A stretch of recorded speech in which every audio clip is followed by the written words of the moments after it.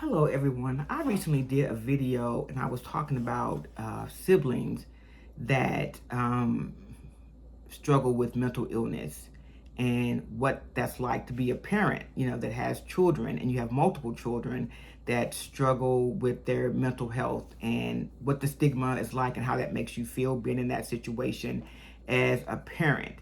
And so I also want to talk a little bit more about that. This is a book here, and it's called Hidden Valley Road. The author is Robert Coker, and so on that note about people in the same family, siblings having mental illness, that's what this particular book is about. And then I didn't even know till last year that a documentary was also made based off of this book. So in this book, this Catholic family had like 12 children. The first 10 were boys, and then the last two were girls. And out of those 10 boys, I want to say almost every last one of them suffered from like schizophrenia. And so, I brought this up just to say that this this isn't your fault.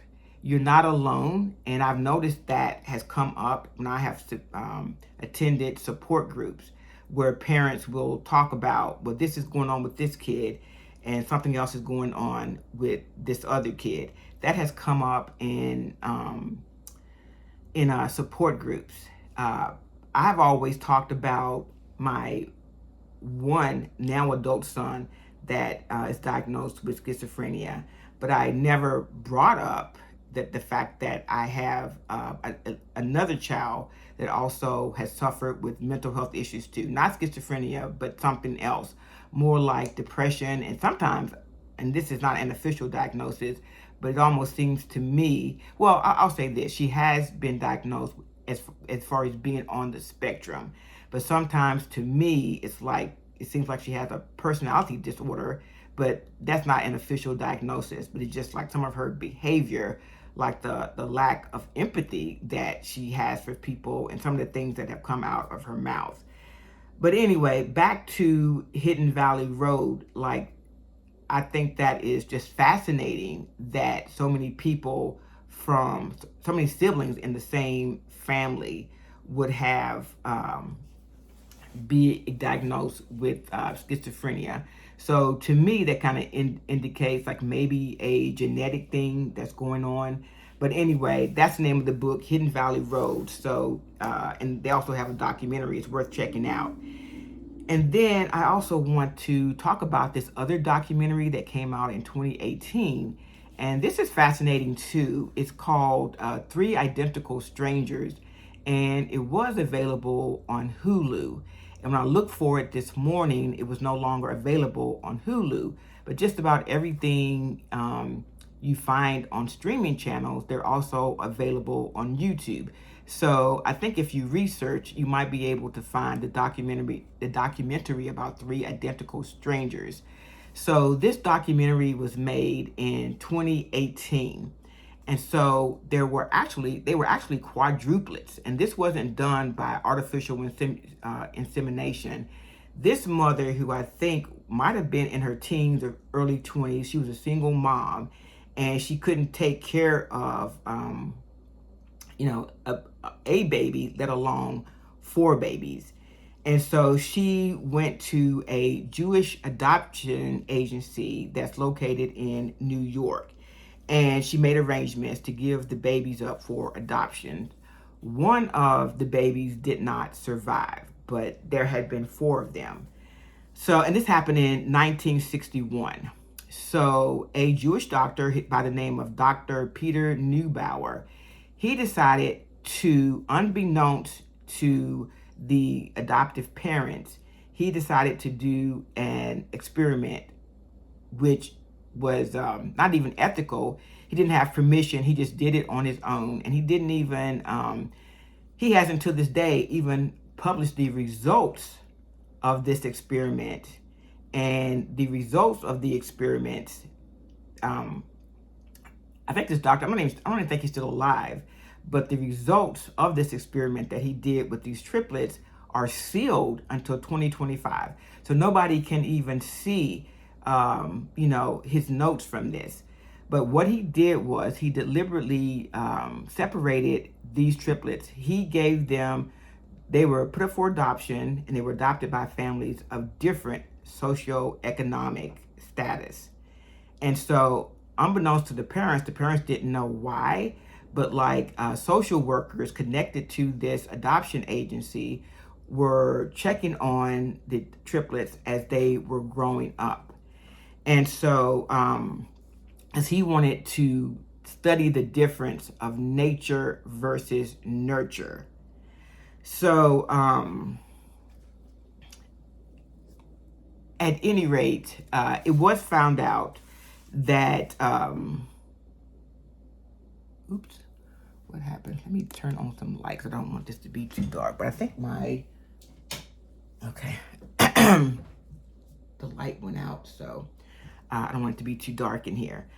But early on, the social workers did say they noticed that even though the family members didn't know that they had adopted one of a set of triplets or quadruplets actually, they did notice there was some, what appeared to be separation anxiety going on with the kids,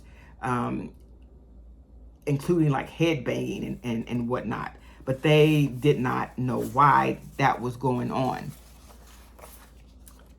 In addition to that, so at any rate, when these triplets got to be teenagers, they were like 19. One of them had been going to a particular college, because I think they all still lived in New York.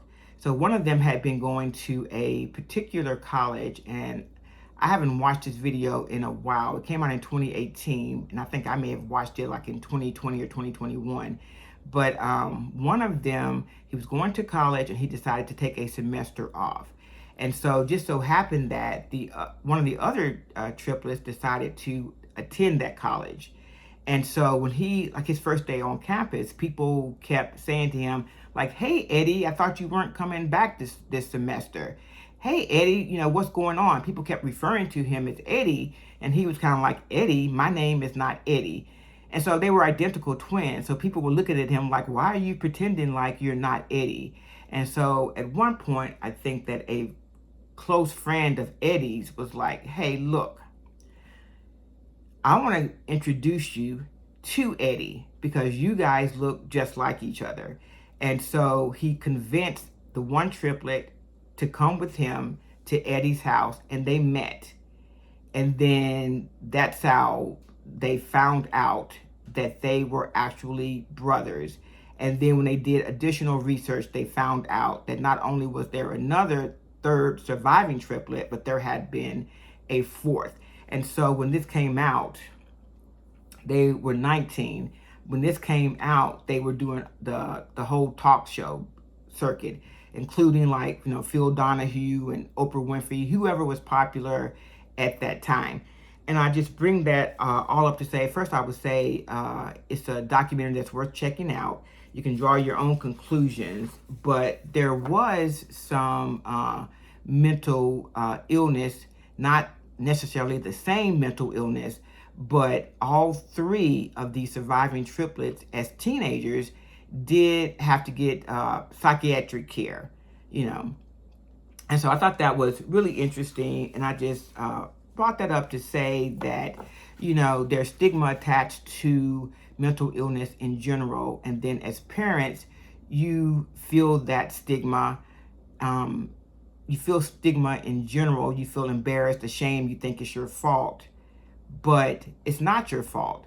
It's not your fault, and you're not alone in here. So anyway, I just thought that was an interesting topic to bring up. Check out the documentary, Three Identical Strangers, if you haven't already seen it. And again, if you haven't already, please like and subscribe to my channel so we can get this thing rolling, because I would like for this channel to be a safe place that parents can come to and talk about all things mental illness. So until the next video, I will see you guys the next time.